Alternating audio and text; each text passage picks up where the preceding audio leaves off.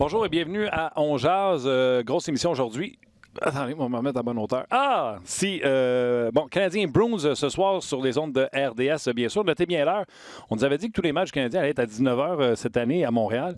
19h30 ce soir, c'est prévu à l'antenne. Donc, notez bien l'heure et vous pourrez le voir dans un autre angle également sur RDS 2. Les sujets aujourd'hui, bien sûr, sera question des Bruins.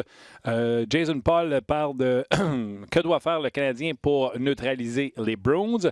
Patrice Roy se demande est-ce que David Pastrnak peut répéter les exploits de Nikita Kucherov. Votre humble serviteur en a parlé pas plus tard qu'hier. Et Jean-Loïc Poisson dit quel sera le temps de glace de Ryan Poehling ce soir. Tous ces sujets-là, en compagnie de Gaston Therrien et de Guy Boucher, bougez pas, on jase.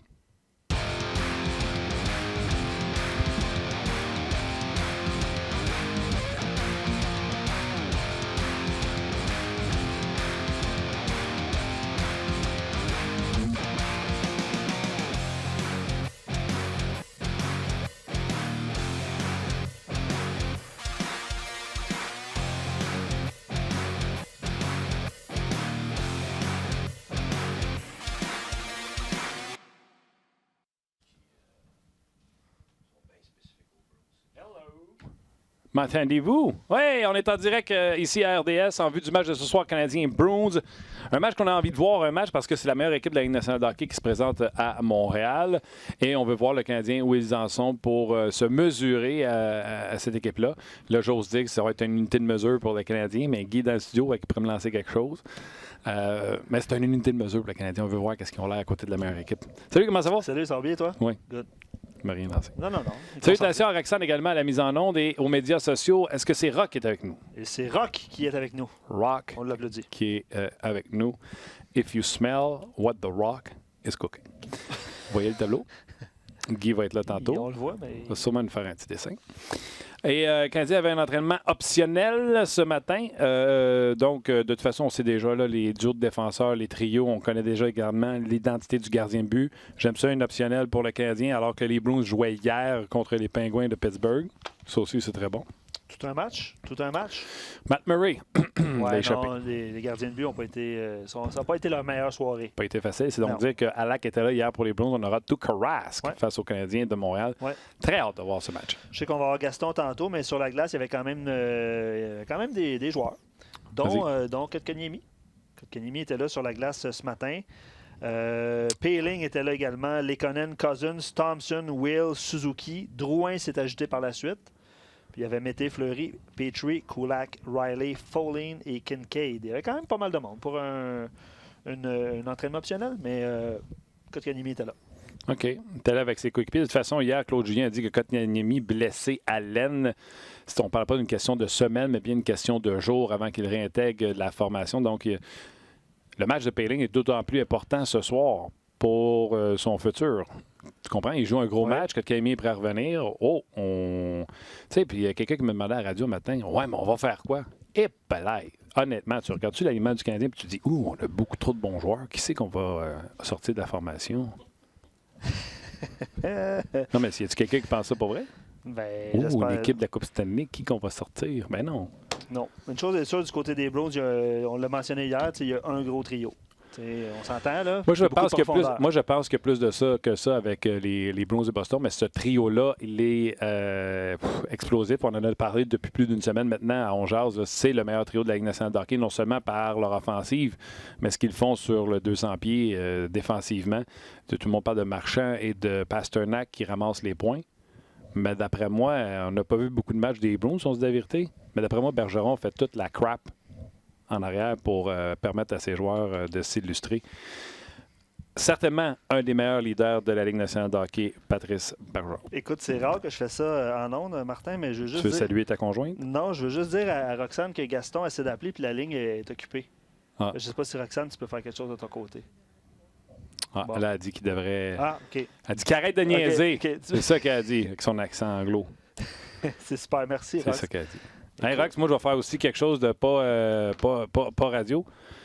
Guy est à côté de moi, puis il veut écouter ce qu'on dit. Fait que je vais prendre l'autre casse, puis je vais lui donner le mien. Fait que pendant ce temps-là, dis bonjour.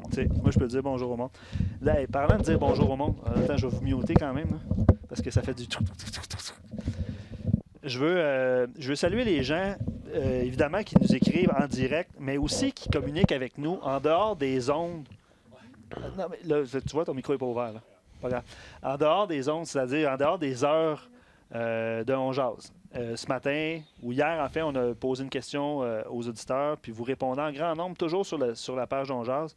Mais je veux vous saluer, vous qui ne pouvez être en direct. Il y en a qui ne sont pas en direct avec nous à midi, mais qui communiquent avec nous. Rock, il va falloir que tu ouvres le micro, Martin, par exemple. Qui communiquent avec nous régulièrement en dehors de nos heures. Je voulais profiter de l'occasion pour vous saluer et vous remercier surtout. Et voilà. Continue. Fait? Ah, t'es là. Non, mais merci, honnêtement on sait, là, vous communiquez avec nous en direct. Vous voyez les gens qui communiquent avec nous, notre communauté sur rds.ca, mais aussi sur Facebook. Vous le voyez qu'il y a des commentaires, il y en a beaucoup. On ne peut pas dire qu'on les lit tous, honnêtement, parce qu'il y en a une quantité industrielle, mais ceux que vous envoyez en dehors des zones, on les lit. On prend la peine de vous répondre aussi. Moi, je ne sais pas combien de boîtes de réception qu'on a sur Messenger, là, mais je reçois des messages de partout. Puis si, mettons, je clique sur l'alerte, je vois le message de la personne. Puis si je le tiens, mettons, puis je veux rentrer pour aller répondre, je ne sais plus où le trouver. Fait que, écoute, je vous lis. Bon, ben, ouais. Mais étant donné que j'ai encore de la misère en 2019 à envoyer un courriel, je suis pas sûr que...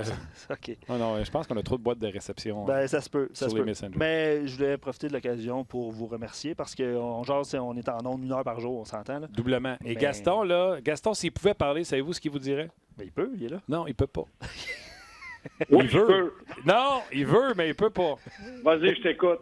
Gaston, ce qu'il vous dirait, c'est un gros merci de passer vos heures de lunch avec nous autres parce que suivre un podcast, c'est pas la musique ambiante, la radio, c'est pas la télé qui joue pendant qu'on fait à manger. C'est une action qu'on fait de cliquer pour aller écouter quelque chose de très ciblé. Donc, en le nom personnel de Gaston, le mien est celui de Luc, on vous dit merci. Oui, puis je salue Rock qui dit Luc dit à Martin de venir me voir, je vais lui montrer comment. Oui, merci. OK. Après l'émission, moi je salue Rock, je salue Martin, je salue Luc. Puis je vous dis qu'il y a plein de monde qui me disent Gaston, ta voix, c'est comme de la musique à nos oreilles. C'est ça, hein? C'est ça, hein?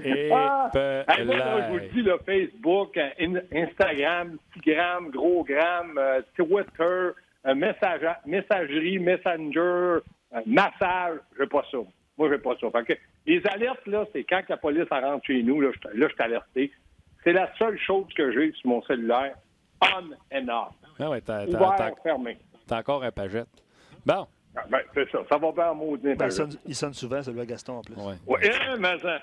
OK, gars, entraînement optionnel ce matin. Je pense pas que le Canadien avait grand-chose à nous annoncer aujourd'hui.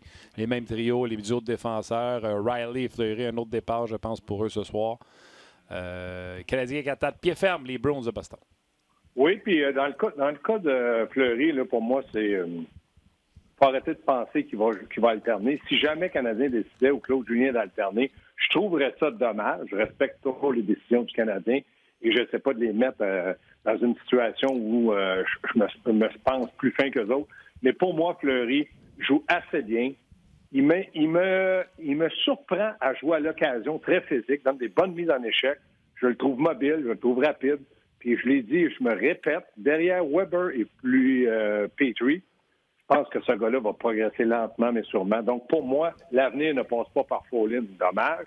Elle passe par Fleury, puis à un moment donné, ça va être Gilson. Puis ça, c'est parfait.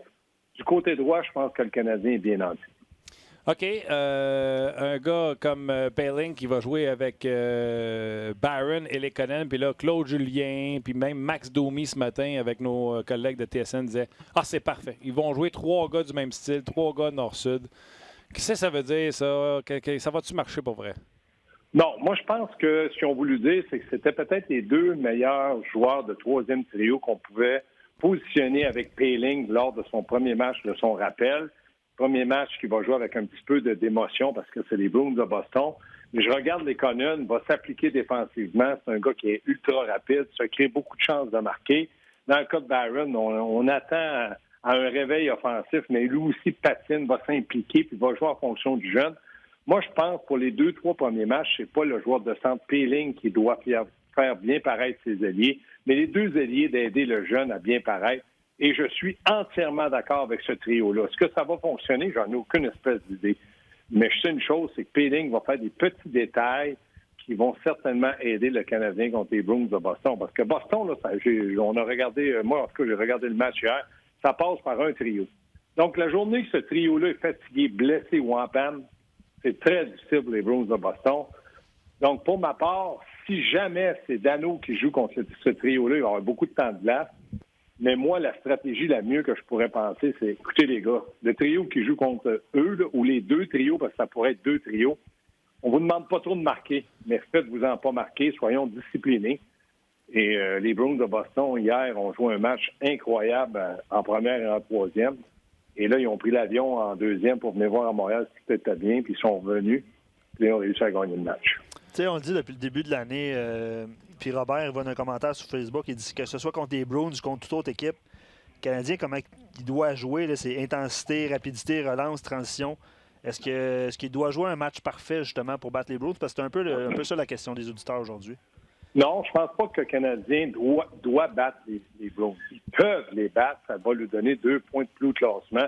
Mais quand tu fais le calendrier, puis je m'excuse pour ceux qui ne pensent pas comme moi, mais ma ligne de pensée, tu fais un calendrier, tu regardes les Bruins de Boston, c'est pas nécessairement vrai que tu vas toujours écrire 2 points. Plus souvent qu'autrement, tu vas écrire défaite. Quand tu fais 2 points, comme ils l'ont fait avec les Blues de Saint-Louis, c'est des points de bonus. À l'occasion, tu perds des points contre des équipes très faibles.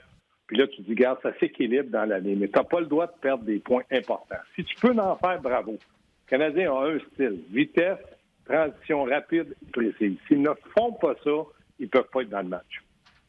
OK. Tu as regardé le match hier. Oui. Je trouve que les Bruins, c'est plus que juste un trio.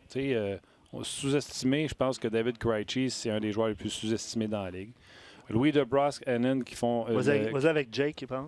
Pas Louis. Quoi j'ai dit? T'as dit Louis. Oups, ça c'est son père. Ouais. Puis comme troisième centre, tu as Charlie Coyle. Moi, je vous le dis, on a pas ça à Montréal, troisième centre, Charlie Coyle. Je trouve qu'il y a une belle équipe, les Bruins de Boston, mais elle est méconnue parce qu'on a amené du sang neuf dans cette équipe-là. Ben moi, je pense qu'ils ont, comme je te dis, le premier trio qui est très...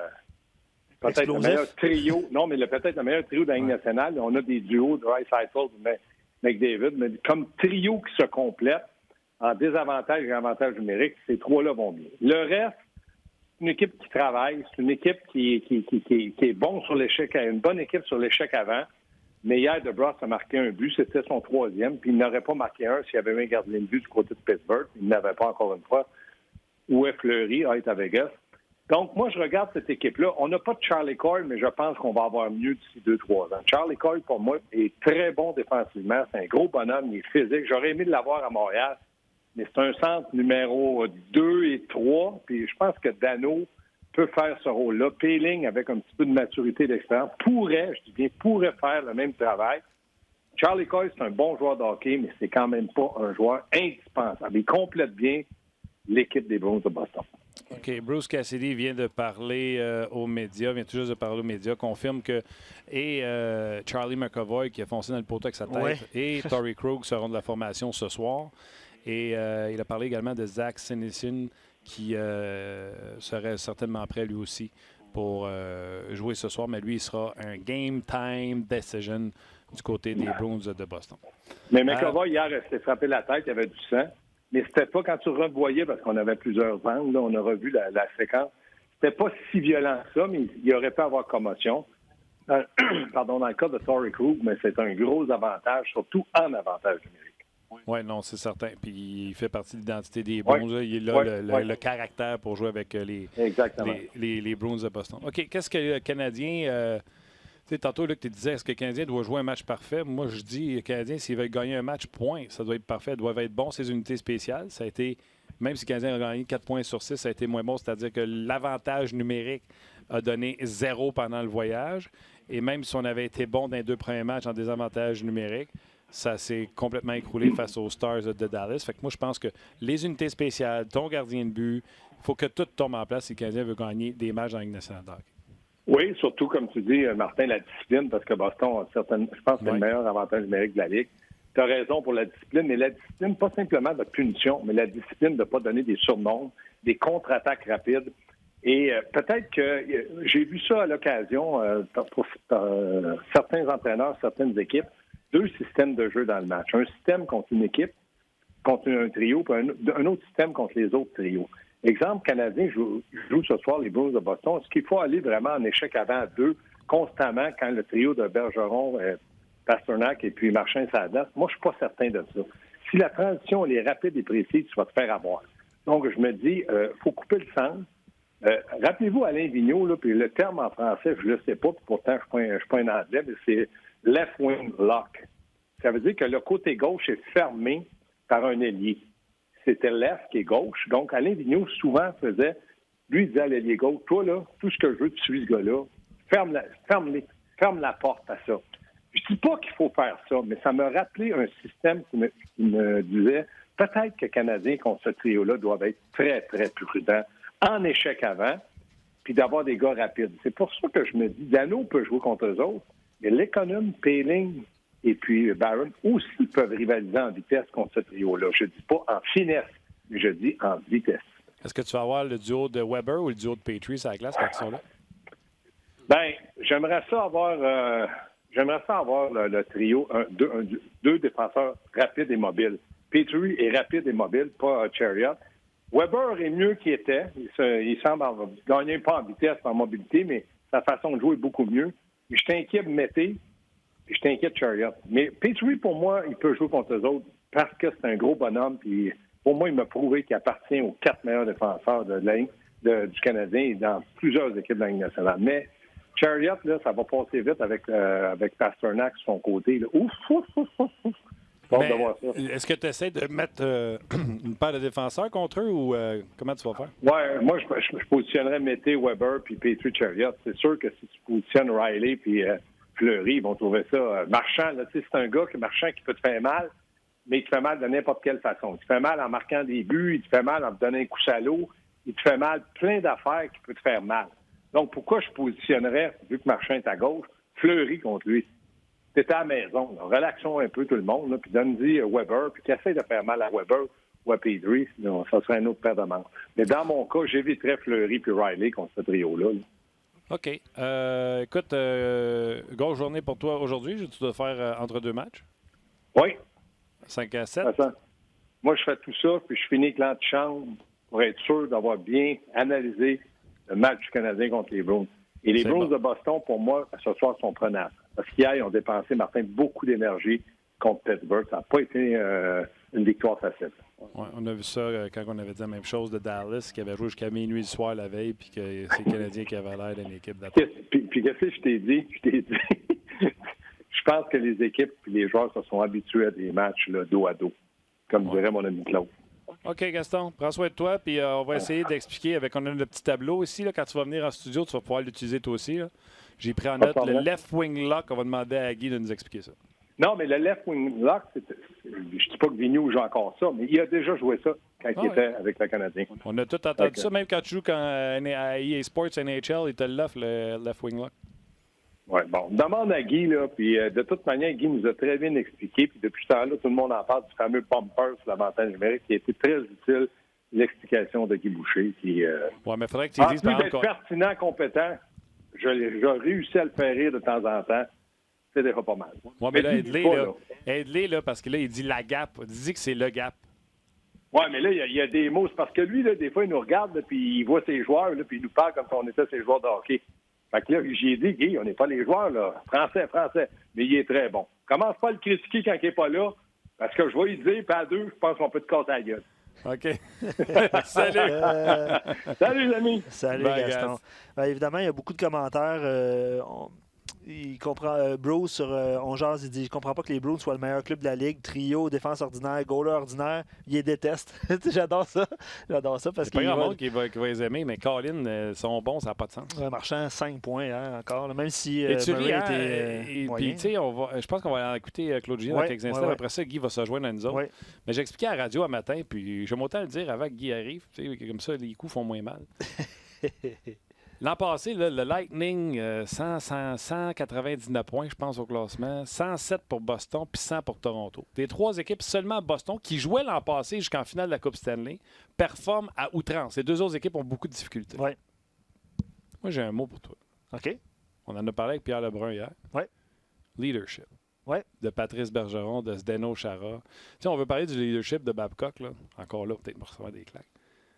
Lui, il est coach, pas le joueur. Là. Mm-hmm. Tu sais, c'est qui les leaders là-bas? C'est Tavares. Il est blessé. Là. C'est qui? C'est il vient au jeu ce soir, c'est Matthews. C'est un bon c'est point. Nylander. C'est un excellent point. Avec le Lightning, là, Stamkos est sorti public ici à Montréal, là, puis il a crié chialé contre son équipe. Y a-tu des résultats? Qui supporte Stamkos? C'est-tu Kucherov qui supporte? Tu comprends-tu? Je comprends très bien. Le leadership des Bruins de Boston, silencieux. Bergeron, là, c'est pas le Wawa guy, là, sauf que tu n'as pas le choix de suivre le trafic. Et à Montréal, on n'a peut-être pas le talent qu'eux ont, mais on a ce leadership-là silencieux qui prêche par l'exemple. Et je trouve que Gallagher suit les pas de Shea Weber à ce titre-là. Puis je trouve que le Canadien a ce type de leadership-là. Bref, je mangerai des taloches tout à l'heure. Ben c'est bon. Puis allez-y de vos commentaires. Il y a plusieurs, évidemment, réactions.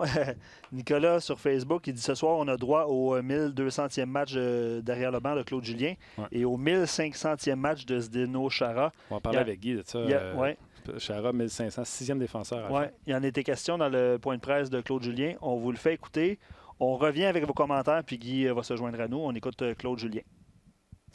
Zdeno Chara qui va jouer son 1500e match ce soir. Tu l'as bien connu. Qu'est-ce qui lui a permis de durer autant? Je te dirais son conditionnement. C'est un gars qui est dévoué, toujours se garder en bonne forme, toujours bien pris soin de lui-même. Puis tu le regardes aujourd'hui, là, il est tellement en bonne forme, puis ça fait partie de sa personnalité. C'est un homme qui est si fort que ça. Tu sais, je trouve qu'il a l'air d'un grand, mais pas nécessairement le plus costaud. Pourtant, il fait peur à tout le monde. Est-ce que c'est lui? T'as-tu remarqué? Il est extrêmement fort. C'est que quand tu le connais, puis tu vois même dans les situations de camp d'entraînement, il voulait toujours être le gars le plus en forme.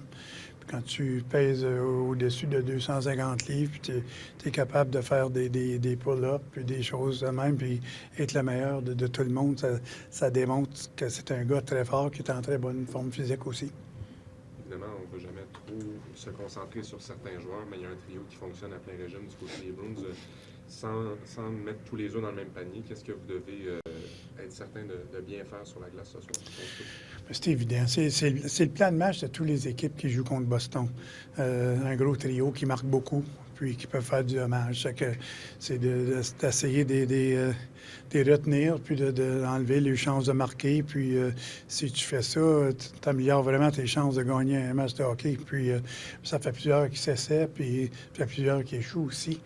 Ça va être un gros défi pour nous ce soir. C'est 3 gars qui se connaissent bien, qui jouent ensemble depuis plusieurs années, puis qui se trouvent partout sur la patinoire. C'est important pour nous d'être conscients de ça lorsqu'ils vont être sur la patinoire, puis de s'assurer de bien défendre. Est-ce que tu regrettes de les avoir placés ensemble il y a quelques années? Ça m'a permis de coacher 1200 matchs. Donc c'est spécial, là, 1200. Claude, un gars comme Philippe Danault, entre autres, disait hier avec un sourire que c'était motivant quand même, un défi d'aller jouer contre ces gars-là. Ils sont durs à contrer, mais c'est quand même motivant de les affronter. Oui, c'est motivant. Puis, tu sais, on se fait un petit peu à l'an passé, Philippe, et son trio a fait du bon travail contre le trio de Patrice Bergeron. Puis, alors, tu sais, on aimerait voir la même chose ce soir. Puis, c'est sûr que j'ai aussi on a peut-être plus de profondeur que par moment, quand on est mal pris, on peut utiliser aux joueurs aussi, mais en principe, je pense que ces gars-là aiment ce défi-là, puis ils aiment aller, comme on dit en anglais, head-to-head. Il y a quand même 4 gars qui ont 21 ans et moins dans ton line-up à soir. 5 si on ajoute Kotkaniemi. Mais est-ce que tu dois coacher d'une façon plus prudente, mettons, sachant ça, peut-être surtout contre un adversaire comme ça, pour toi, ça... Écoute, Boston est une des meilleures équipes dans le circuit présentement. Ils ont perdu seulement qu'un match en temps réglementaire. C'est sûr que c'est un défi, peut-être un petit peu plus que d'autres défis, mais ça reste quand même qu'il faut comment je peux gérer ce qu'on a. Puis je peux pas prendre tous ces joueurs-là que tu as mentionnés et les asseoir sur le banc et dire aux autres joueurs de faire le travail. Ça fait partie de gagner de l'expérience, etc. Ces joueurs-là sont ici parce qu'ils sont assez bons pour être ici. Ça fait partie de mon travail de bien les placer dans des situations où ils peuvent nous aider. C'est ce que je vais tenter de faire ce soir. As-tu déjà dealé avec autant de jeunes, excuse? avec autant de jeunes très très jeunes dans un line-up? Oui, je suis coaché junior.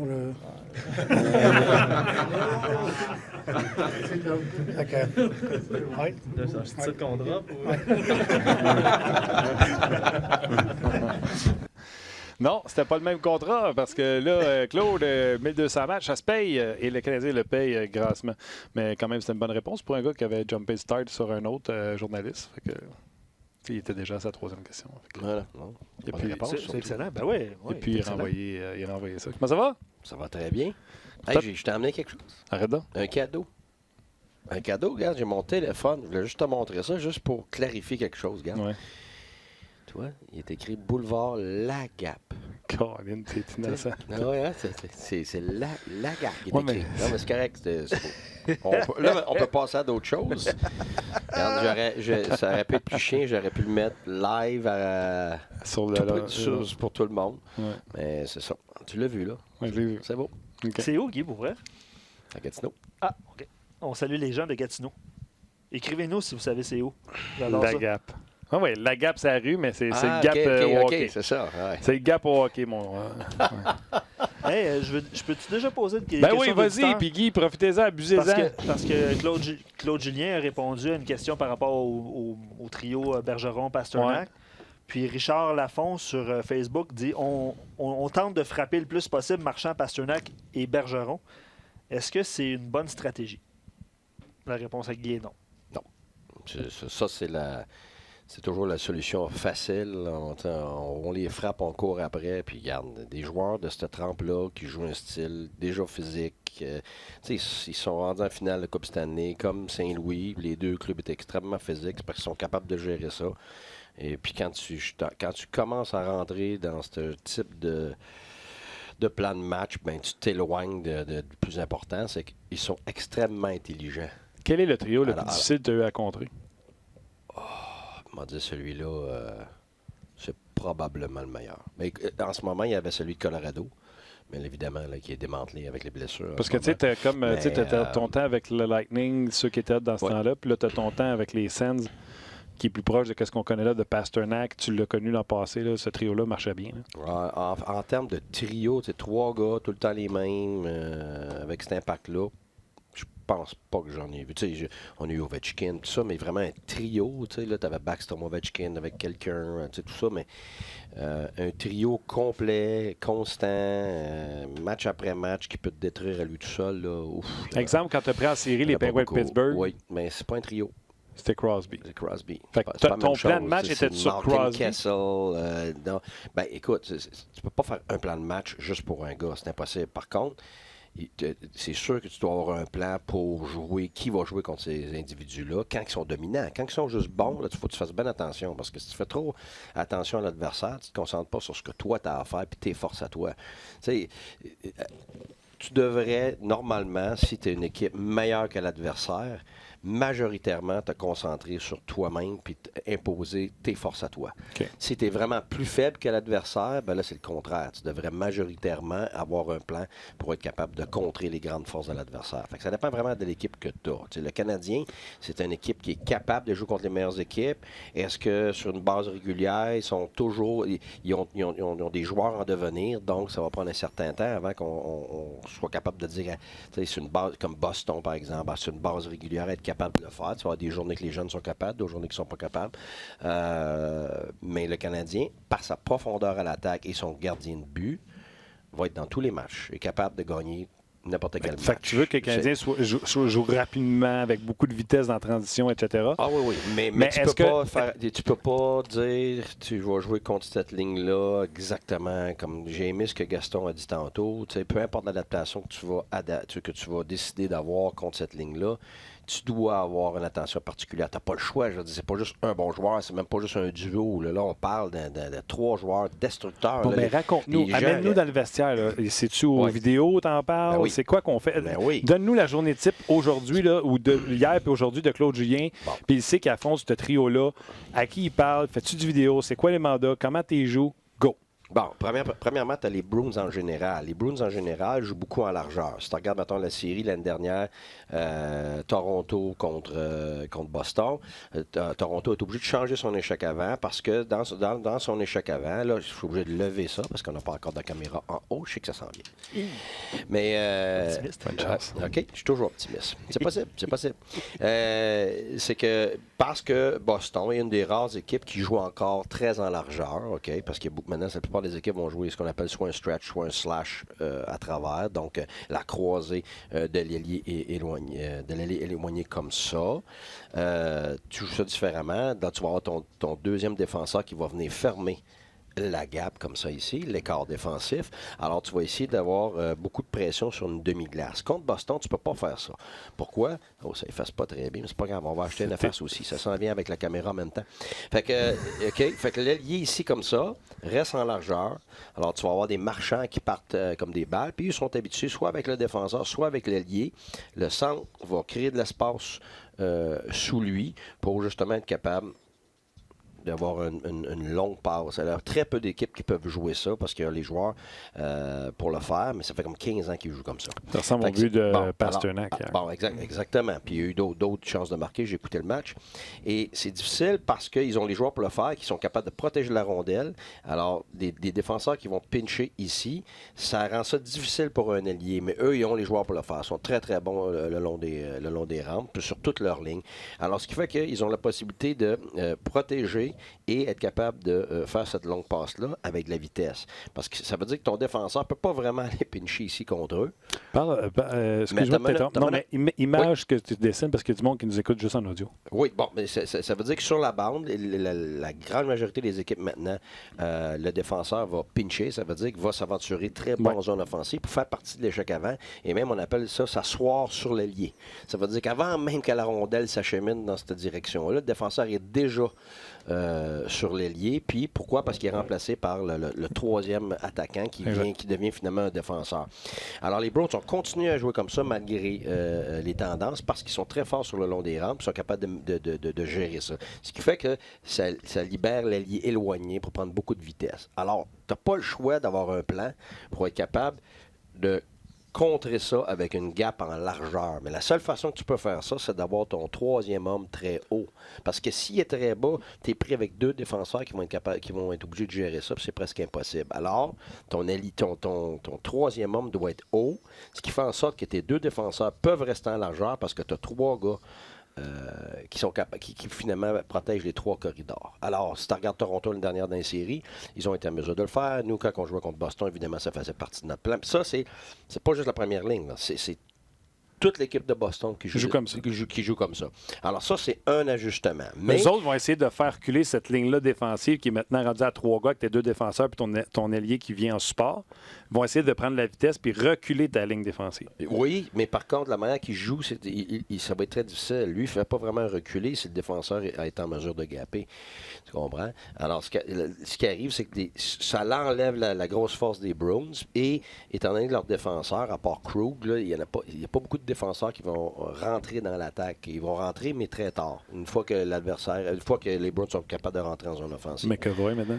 Oui, mais tu sais, il joue avec Chara. Tu vois que Chara l'élève de la bonne façon. C'est quand y aller, quand pas y aller. Fait que tu sais, t'as pas beaucoup de surprises avec les Bruins. La grande force des Bruins, il y a une constance exceptionnelle. Écoute, il y a quelqu'un qui me dit ça, mettons, pour être exceptionnel, c'est quand tu fais souvent les petites choses qui te rendent exceptionnel. C'est exactement ça. Puis les Bruins représentent ça. Ce que Chicago représentait il y a quelques années, ce que Los Angeles représentait.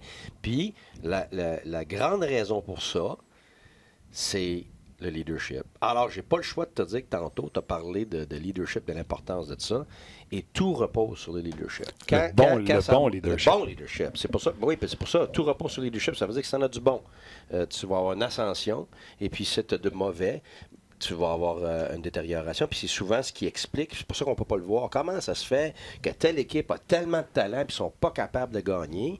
Bien, c'est la grande majorité du temps, c'est presque toujours parce que le leadership est faible. Alors, pose-toi pas de questions. S'il y a des équipes qui sont de premier plan et qui ont de la difficulté, sur une longue période de temps, c'est parce que le leadership est. Ça ne veut pas dire qu'il n'y en a pas. Ça veut dire qu'il n'y en a pas assez, pas assez fort, pas assez présent, pas assez spécifique. Tu sais, as des leaders sociaux. Ça veut dire en dehors de la glace, s'occupent un petit peu de l'enthousiasme du groupe. Tu as des leaders qui sont là parce qu'ils disent les bonnes choses au bon moment. Des leaders de tâches qu'on appelle, comprennent les plans de match et tout ça, les ajustements. Tu as des leaders qui sont là pour leur éthique de travail. Tu as des leaders de compétition. Toutes sortes de formes de leaders. Mais étais-tu d'accord tantôt quand je disais que Gallagher, ça paraît qu'il 100%. suit les traces de Weber? Oui, mais ce que je te dirais, il les suit, mais en même temps, je pense que c'est un duo qui est immédiat dans le sens que le Gallagher, il est comme ça. Oui, mais tu sais, il riait avant. À ce temps-là, ils affrontent les journalistes avec mais ça, c'est juste de la jeunesse, ça. Ça, c'est pas une question de personnalité.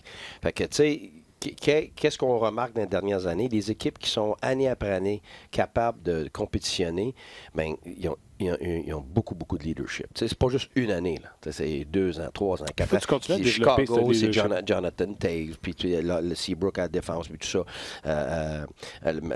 Los Angeles, regarde, Kopitar, qu'on connaît moins ici, mais c'est un individu exceptionnel. Puis Drew Doughty, c'est un compétiteur de premier plan. Tu vois. C'est des pieds, leurs attaquants, tu sais, le capitaine Dustin Brown. Brown. Écoute, c'est phénoménal comme leadership. C'est la même chose que Pavelski. Pavelski est parti, c'est difficile de reprendre ce leadership-là puis faire tout ça ensemble. Mais le Canadien, tu as raison, on est capable de cibler au moins 2 joueurs en ce moment qui sont de premier plan par rapport à ça. Donc, il y en a d'autres joueurs à la longue, il faut qu'ils se greffent à ça parce qu'il faut que tu aies habituellement un tiers de ton équipe qui ait une certaine forme de leadership pour aspirer à gagner sur une base régulière. Boston a ça depuis des années et ça part avec Chara et puis Bergeron. Puis maintenant, je sais que ça semble bizarre, mais un gars comme Marchand, qui amène toutes sortes de distractions, mais dans le vestiaire, dans la vie quotidienne des Bruins, c'est pas comme ça. C'est quelqu'un qui a appris. C'est pour ça qu'il est encore là, parce que il y en a d'autres qui ont échangé, personne n'a compris certains échanges.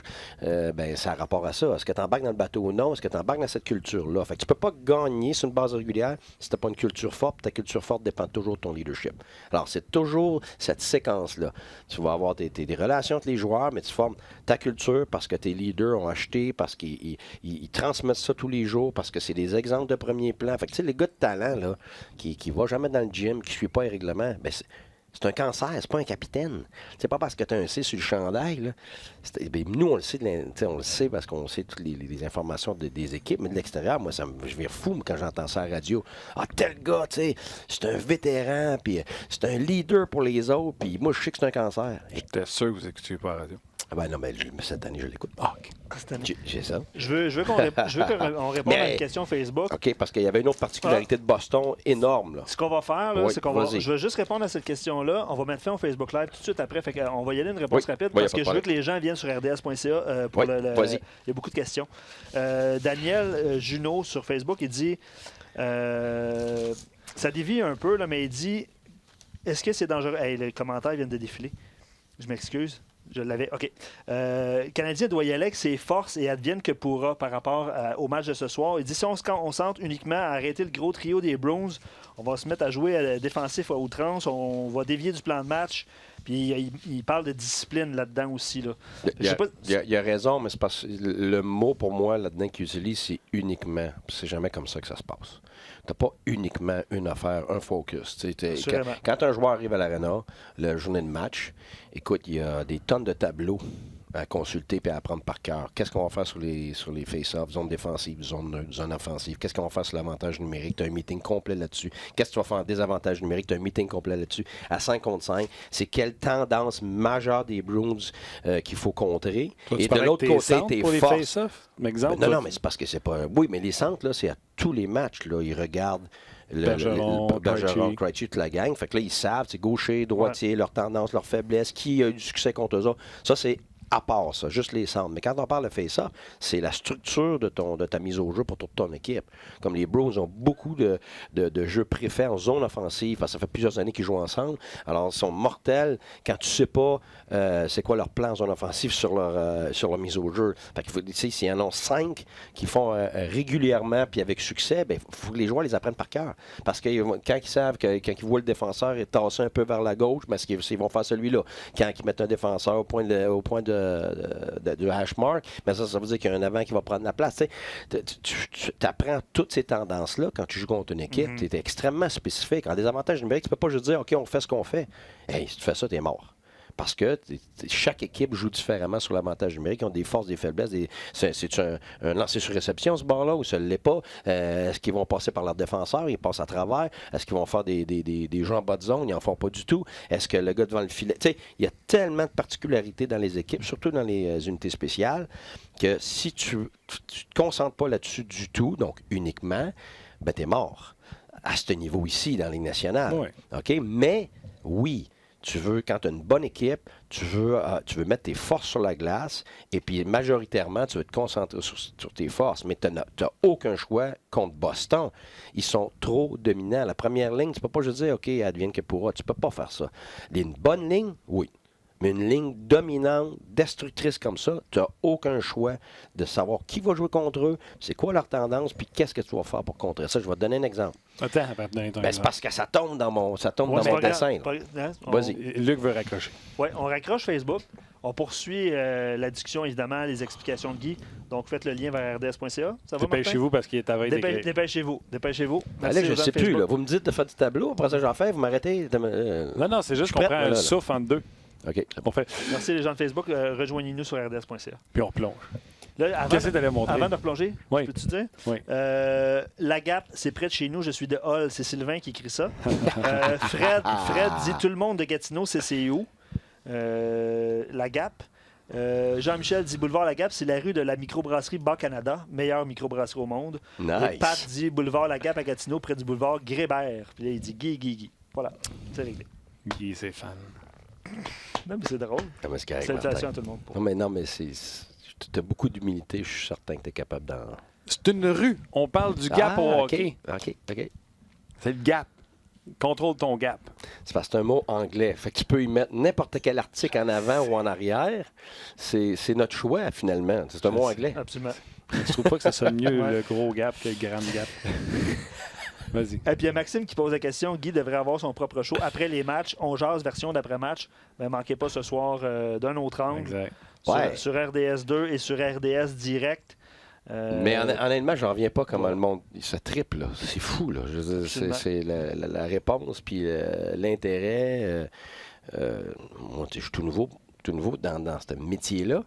Mais je suis pas habitué, moi, à la réponse des partisans comme entraîneur. Ouais. Je regarde jamais ça. On ne ferait pas attention à ça. Non, les gens étaient déçus qu'on ne les fasse pas, ceux de l'Ouest, de mercredi et jeudi passé. Oui, mais c'est parce que c'est sûr que c'est différent. C'est parce que, premièrement, les gens peuvent participer, ils peuvent poser des questions pendant le match. Puis nous, à la place d'avoir comme 30 secondes pour dire vite qu'est-ce qui se passe, puis pas vraiment être capable, ben là, on peut prendre le temps pour le faire. Comme on fait là, mais pendant le match. On regarde le match, puis en même temps, on est capable d'expliquer. Puis écoute, avec l'expérience de tout le monde sur le set, ben tu as l'expérience de joueur, l'expérience de média, tu as l'expérience de coach, tu sais. Ce qui fait en sorte que, regarde, on pourra en parler. C'est 2h30, 3 heures, des fois, c'est quoi, 2h30? Écoute, ça passe là, comme si c'était en 20 minutes. Fait que non, ça continue pendant les pauses. Oui, je sais. En plus. Oui, je sais. Ça n'arrête pas. Fait que non, honnêtement, le concept est génial. Fait que je sais que toi, ça fait longtemps que tu voulais ça. Oui. Fait que félicitations, Martin. Ça fait longtemps que je pose pas.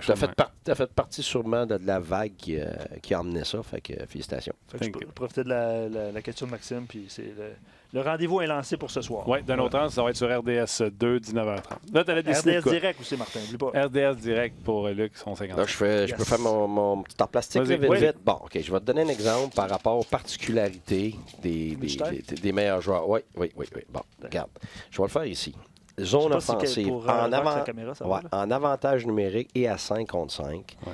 La première ligne est mortelle pour différentes raisons, mais tu as 2 droitiers, puis tu as un gaucher. Tu as un gaucher vite, en marchant, qui contrôle le jeu, qui fait des buts, tout ça, mais qui est capable de fournir la ronde, finalement, filer tes 2 autres ailiers. Et ce qu'on remarque, quand tu regardes tous leurs buts des 2, 3, puis 4, 5 dernières années, c'est que ça, c'est le bureau de Bergeron. Alors, nous, on appelle ça un cadran. Là, ça veut dire que si tu sépares tes cercles ici en 4, tu as les 2 cadrans en haut, donc cadran extérieur, cadran intérieur, puis tu as ceux d'en bas, même chose de l'autre côté. Alors, quand on regarde le nombre de buts qui sont marqués de la même façon, c'est incroyable. C'est que tu vas te retrouver avec un Bergeron qui est droitier, donc il est disponible pour un lancer, mais qui est aussi ouvert à faire une passe à qui? Ici, à Pastrnak, qui est droitier, donc sur son lancier de réception, comme ça. Et tu as Marchand, qui est très vite sur les rondelles, qui va finalement jouer dans le bas de zone pour être capable de faire des Bergerons, qui va lancer ou qui va l'envoyer à Pastrnak. Donc, c'est une menace immédiate dans l'enclave. Tu n'as pas le choix de t'occuper de ça. Et puis, ce que ça fait, c'est que ça libère Pastrnak. Fait que quand tu te joues sur ces deux-là, ça ouvre de l'espace à Marchand. Puis le Marchand est capable de rentrer, puis lui-même faire la passe directement à Pastrnak. Ou ça va aller au défenseur, puis ça va passer par Pastrnak ici. Alors, Pastrnak, un petit peu comme Ovechkin, va bénéficier de la qualité des autres joueurs pour être libre. Parce que tu dis, mais comment ça se fait que tu ne peux pas le couvrir, Pastrnak? Mais c'est parce que les deux autres joueurs vont te battre un contre un. Fait que là, tu es pris à être capable t'es pas capable de couvrir les deux. Fait que c'est très difficile. Ça veut dire que si tu as ton défenseur qui va couvrir Pastrnak ici, ça veut dire que ton autre défenseur, il se fait battre ici, là, ça rentre directement au filet. Fait que c'est extrême. Puis en plus, Marchand, là, il va faire semblant puis là, il va twister, puis finalement, tout est encore ouvert, puis Pastrnak est encore ouvert quand il repasse de l'autre côté du filet. Écoute, c'est mortel, puis du coup, on le sait. Puis ça arrive quand même.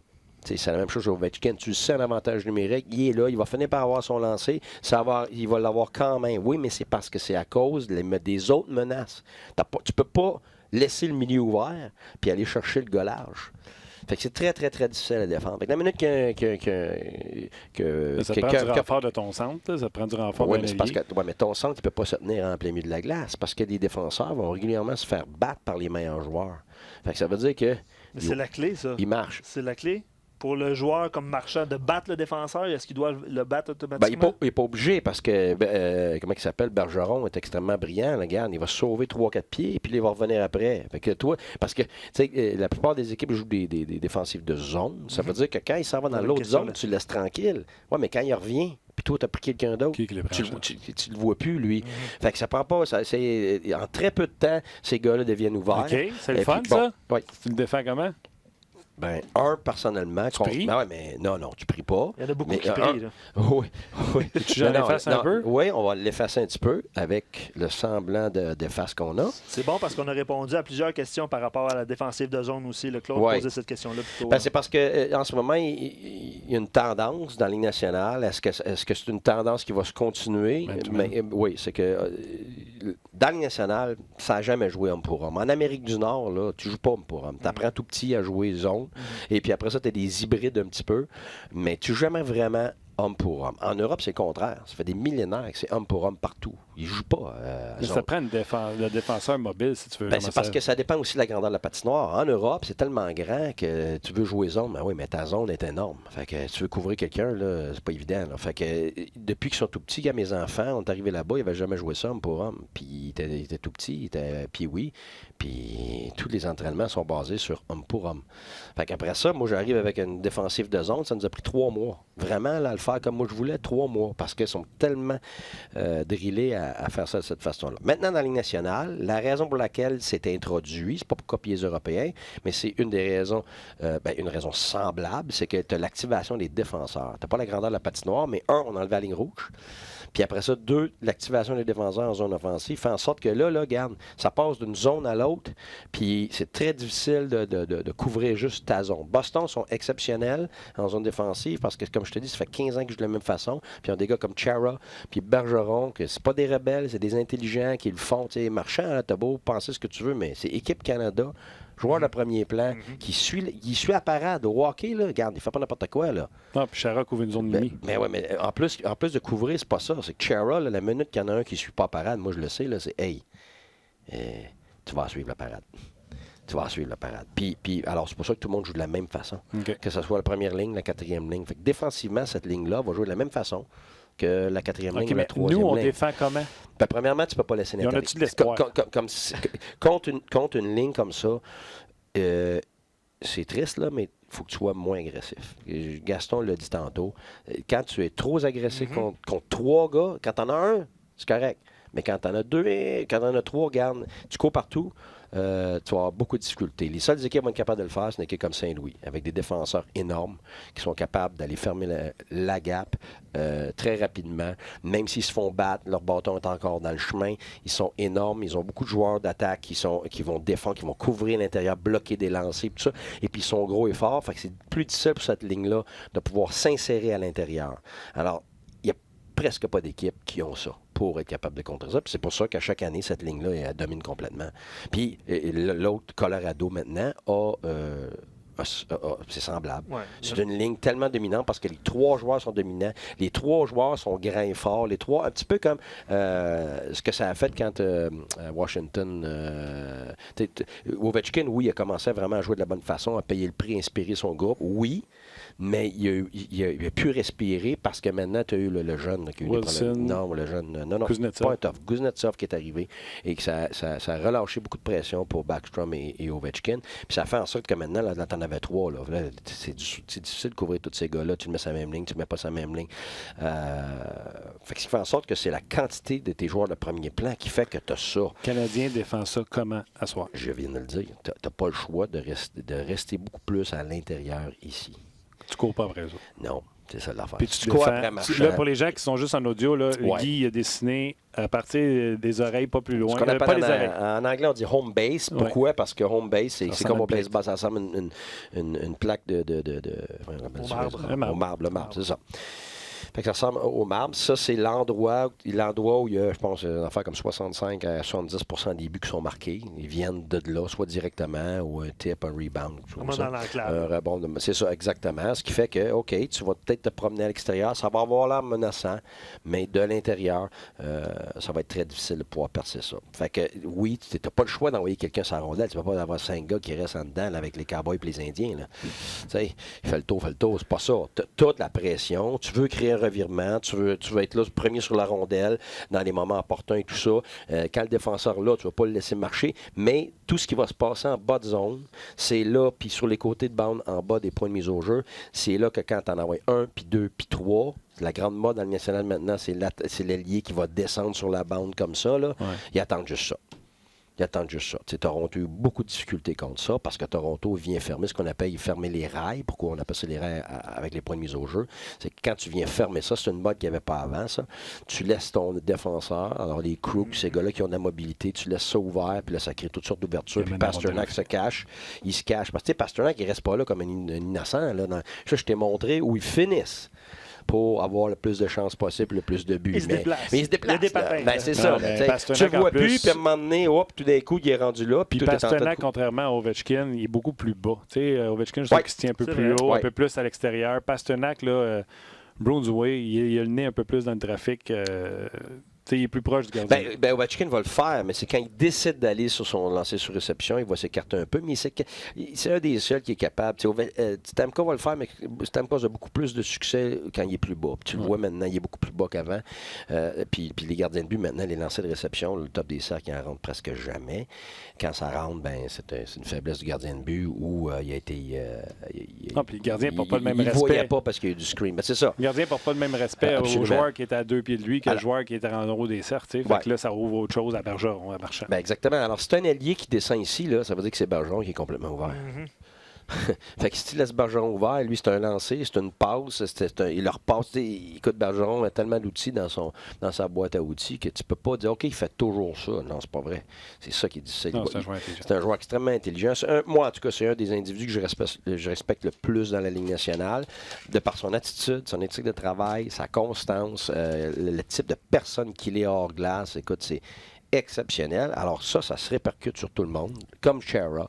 Et il y a des gars comme Marchand qui rentrent et qui sont intelligents, ils comprennent que, OK, c'est ça que je dois faire, c'est ça que je dois devenir. Alors lui, il amène ses atouts, mais il fit dans ce type de culture-là, puis ce qui fait que c'est une équipe à chaque année qui cause des problèmes à tout le monde. Tu sais, Jonathan, il va dans un commentaire et il dit la meilleure défense contre ce type de trio, c'est l'offensive, puis que le Canadien doit trouver une façon de contrôler la rondelle plus longtemps. Là. Ce soir, dans le territoire adverse. Le Canadien l'avait fait d'ailleurs, avait gardé longtemps Bergeron avec son trio là-bas. Oui, c'est ça. C'est qui ça?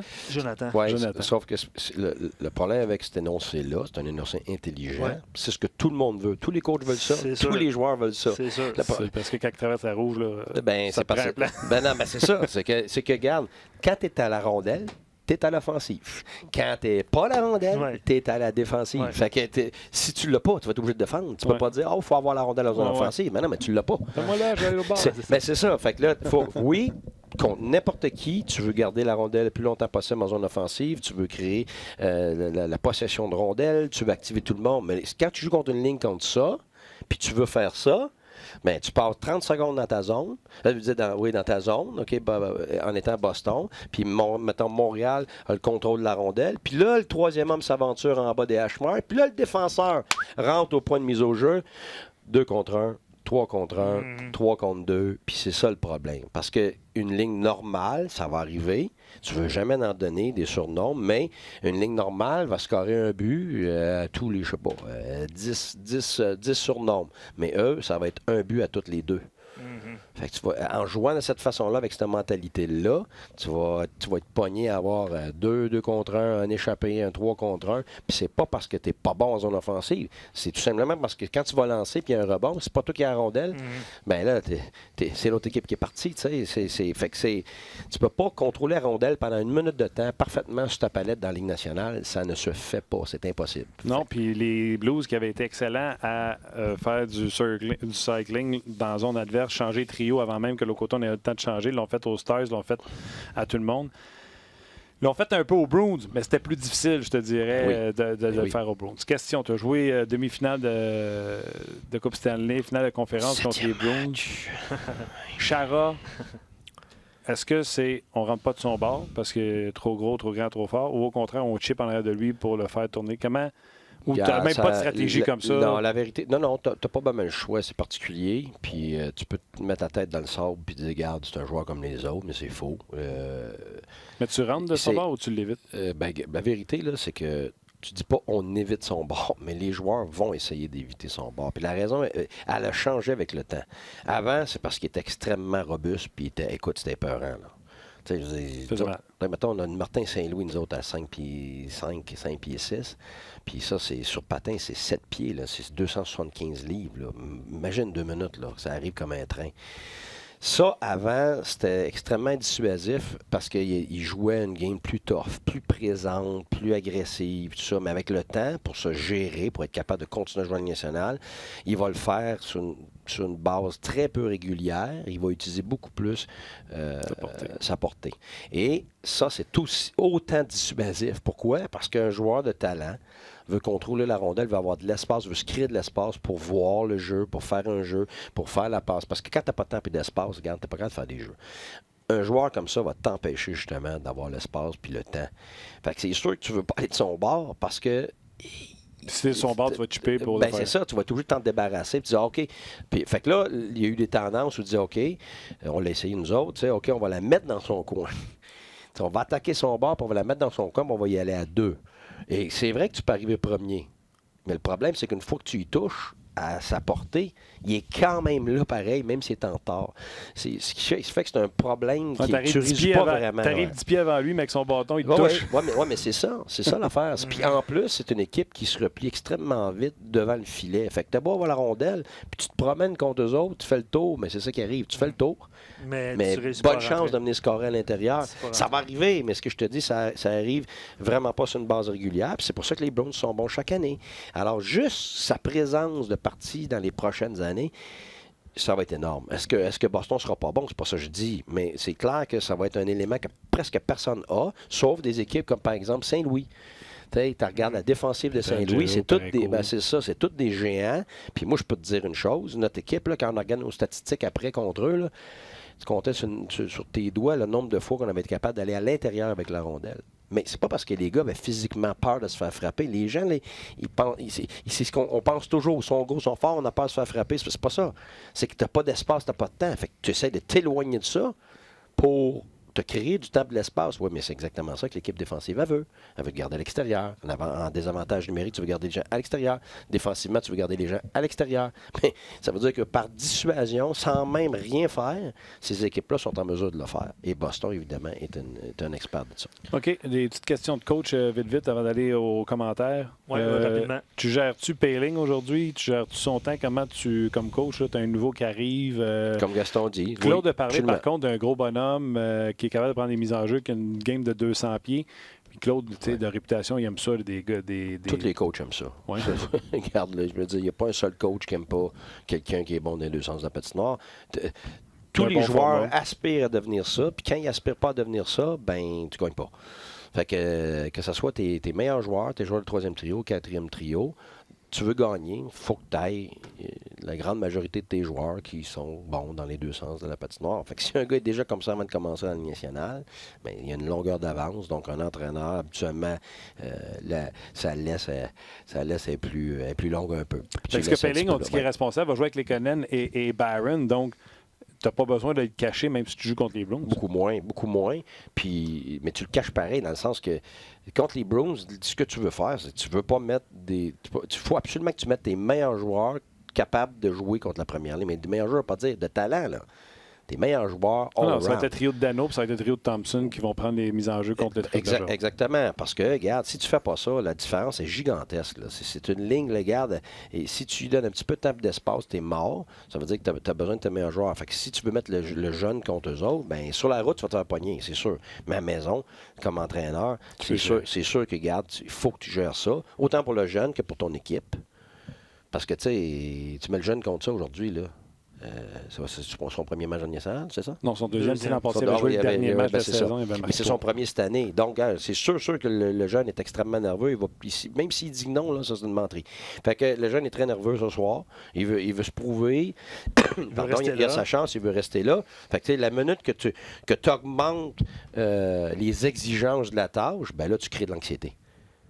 C'est ça. Mais si une bonne activation devient de l'anxiété quand tu dépasses ce que quelqu'un est capable de gérer. Puis là, tu es un jeune, tu ne peux pas commencer à le mettre dans cette situation-là. Si ça arrive, mais c'est parce qu'il y a eu un changement, l'autre équipe a sauté à la bande, parce que le coach de l'autre bord, il ne voudra pas le changer. Il ne voudra pas nécessairement le match-up que Claude va lui donner, peu importe ce que Claude va décider. Mais ça va être de la belle expérience. Le Canadien prend un vent par deux, puis il peut lui donner un tour contre ces bons trios. Non, tu n'as pas d'affaire. Pourquoi tu ferais ça? Tu veux gagner la game? Pourquoi tu ferais ça? Pourquoi tu prends une chance? Qu'il fasse de rétrécir ça d'un but, puis là, tu sois dans le chenoute? Ouais. OK. À combien tu le fais, mettons, à 3 d'avance? Ou tu fais pas ça partout? Pourquoi tu ferais ça? Okay. Qu'est-ce que ça te donne aujourd'hui de faire ça? OK, il s'avère bon avec le Canadien, capable de jouer contre les troisième lignes, régulier, intelligent, fiable sur 4 matchs, 5 matchs, 6 matchs, 8 matchs. Oh, OK, tu es sur la route, tu as le mauvais match-up, il est sur la glace. Correct, vas-y, tu es capable, quitte. Parce que là, tu as une situation où c'est pas toi qui décide, c'est l'adversaire. Puis là, tu veux lui faire confiance, tu lui montrer que tu as confiance parce qu'il est rendu là.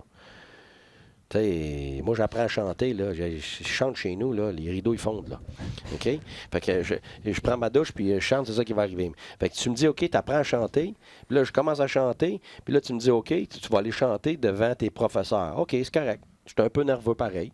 Mais là, tu dis, OK, tout de suite, on s'en va dans la grande salle à la Place des Arts, là. Puis rempli à craquer, là. Vas-y, mon homme, t'es capable.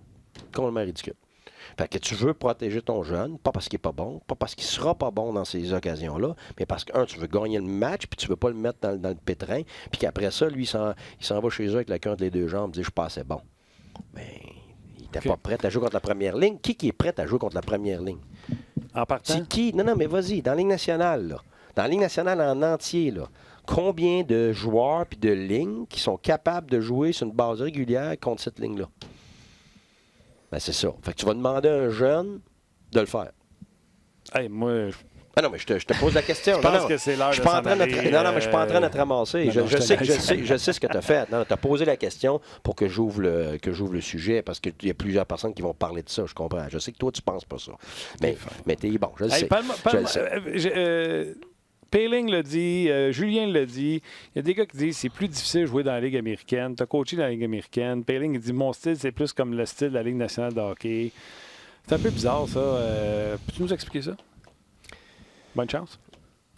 Non. Écoute, regarde, la vérité, c'est qu'il y a des joueurs que c'est vrai. Mais ils disent que c'est plus facile dans la Ligue nationale. C'est sûr, tu joues avec les meilleurs joueurs au monde. T'as pas de voyage en autobus T'as pas de voyage en autobus. La rondelle est sur la palette. Les gars sont à la bonne place. Et c'est sûr, là, tu joues avec les meilleurs. Fait que normalement, quand toi, tu es de ce calibre-là, ça t'aide. Je vais donner un exemple. Sidney Crosby, je l'ai eu 2 ans à Rimouski. Puis, il y en a qui disent peut-être qu'on va l'avoir une autre année. Puis, non.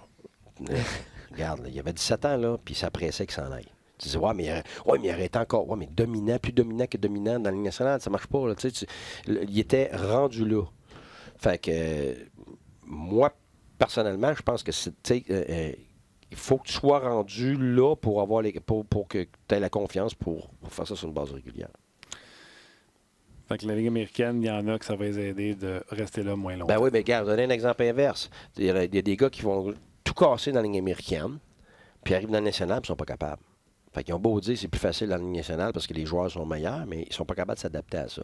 La grande majorité du temps, au début, ça peut être la force physique, la vitesse parce que tu es jeune, mais en réalité, à la longue, c'est toujours le sens du hockey puis ta vitesse d'exécution. C'est qu'un gars dans la Ligue américaine va driver, son patin est moyen, mais il travaille tellement fort qu'il arrive à avoir la vitesse pour jouer là. Il y a des bonnes mains, mais il est bon à déjouer du monde. Mais dans la nationale, tu ne déjoues pas personne. Non, ça. Fait que là, tu arrives dans le national, puis il faut que tu penses plus vite, il faut que tu vois plus vite, là, puis ils ne sont pas capables de s'adapter à ça. C'est surtout le sens du hockey.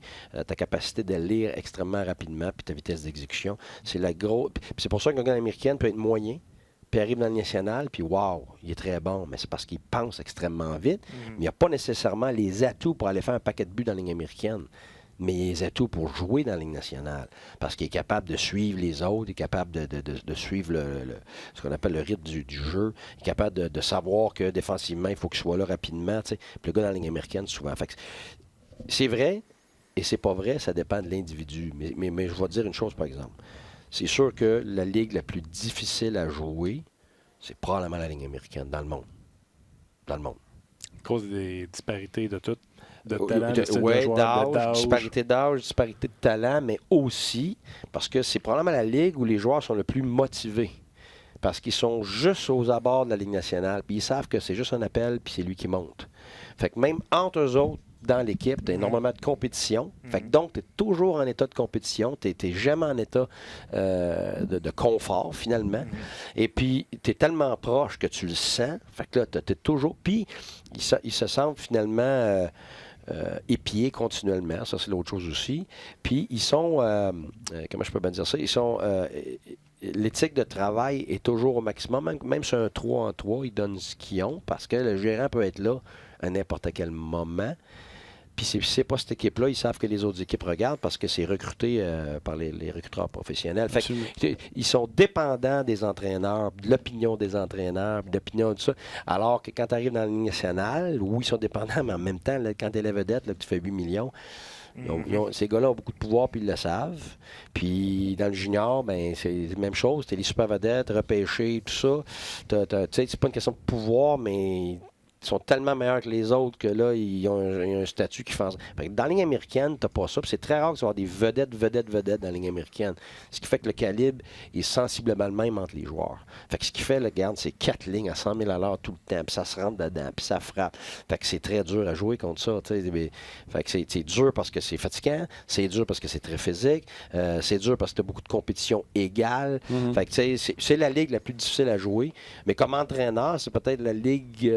le plus facile à coacher, je te dirais. Parce que les gars sont motivés. Ben justement, parce que t'as presque jamais du monde qui traîne la patte. Ça, c'est quasiment automatique. Puis c'est le fun. Honnêtement, le coaching américaine, c'est peut-être le plus bel environnement là, pour un entraîneur parce qu'en plus, tu as accès à la Ligue nationale. Tu es en discussion constante avec le gérant. Tu sais que tu fais partie de l'organisation. Moi, j'ai adoré ça. Puis évidemment, Julien Brisebois avait été exceptionnel avec moi. Il y avait Jacques Martin aussi, Gauthier, tout ça. Moi, j'étais extrêmement choyé. Écoute, c'était une superbe relation. Je faisais partie de bien des choses. Je voyais beaucoup de choses. Bob Gainey était extraordinaire avec moi. Personne comment c'est arrivé ton départ? Soudain. Il a fallu que quelqu'un appelle quelqu'un pour savoir s'il peut te parler? Oui. On en parlera. C'est comme ça que ça se passe. Commentaire? Ouais, écoute, il y en a beaucoup. Je ne sais pas où donner de la tête, honnêtement. Là. C'est sûr, les explications de Bergeron, Marchand, Pasternak ont été souvent mentionnées. Autre commentaire, je trouve impressionnant, c'est... je me souviens plus, c'est Eric, je pense qu'il a écrit ça. Je trouve impressionnant que ce trio-là, puis c'est pas une question pour Guy, là, mais que ce trio-là coûte un peu moins de 20 millions par année sur le plafond salarial. Je pense que Pasternak, c'est 6 millions pour jusqu'en 2023, je crois. Donc, très bon contrat. Oui, très bon contrat, on va dire ça comme ça. Je veux juste mentionner que ce soir, on a dit RDS2 pour d'un autre angle, mais c'est RDS Info et RDS Direct. Parce que ce soir, les Islanders, qui ont 9 victoires de suite, affrontent les Sénateurs sur RDS2. Okay. Je l'ai juste mentionné. Puis je salue Jack qui dit jamais un mot de qualité sur mes Islanders. Ben, c'est fait. 9 victoires de suite pour les Islanders, puis ils sont sur les ondes d'RDS2. J'adore Barry Trotz. On prépare ça demain. J'adore Barry Trotz. Guy va être avec nous demain. Demain, Barry Trotz, on va se faire quelque chose. Ouais. On peut s'amuser. On va parler de... Qu'est-ce qu'il fait, Barry Trotz? Ouais.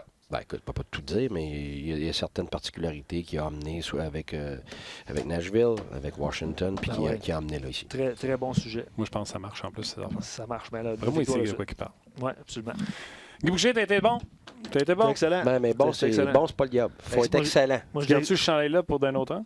OK, c'est-tu une... Regarde, je suis daltonien, là. Tu viens de me créer un doute, là. Non, je garde pas ça? Non, moi, je trouve ça bon. Toi, t'aimes ça? Oui. Merci. Martin, t'as essayé de te reprendre pour la gap, mais garde. Luc Dansereau, tu craches des airs, ça te retombe en face. Pour vrai, il y en a qui ont regardé et ils disent le gap. Je vais dire ça de même. C'est correct, c'est un débat éternel. Le gap. Tant que c'est pas écrit dans le Larousse, là, ça va être un débat. Attends, Guy, pour vrai. Roxane. Selon le Larousse, Daniel il dit selon le Larousse, gap est un nom masculin. Voilà. Puis c'est quoi ça veut dire? Est-ce que c'est l'écart défensif? Sinon ça s'applique pas. On a plus le temps. Il y a plusieurs définitions pour ça. Nous, on parle de la définition de l'écart défensif. Attends, merci beaucoup. Vas-y. Merci beaucoup également à Rock, aux médias sociaux. Merci à vous surtout d'avoir été là. Et demain, mes deux zozos à côté seront là. Et on va pouvoir en parler du Gap. On vous souhaite un bon match, 19h30 sur RDS, ou sinon d'un autre angle avec Guy qui va être là également. Mathieu Proulx, Max et Bruno seront là également. Donc, merci d'avoir été là. On se jase demain. Vous êtes tannant avec vos gaps. C'est le Gap, là. Ouais. Bye. Salut.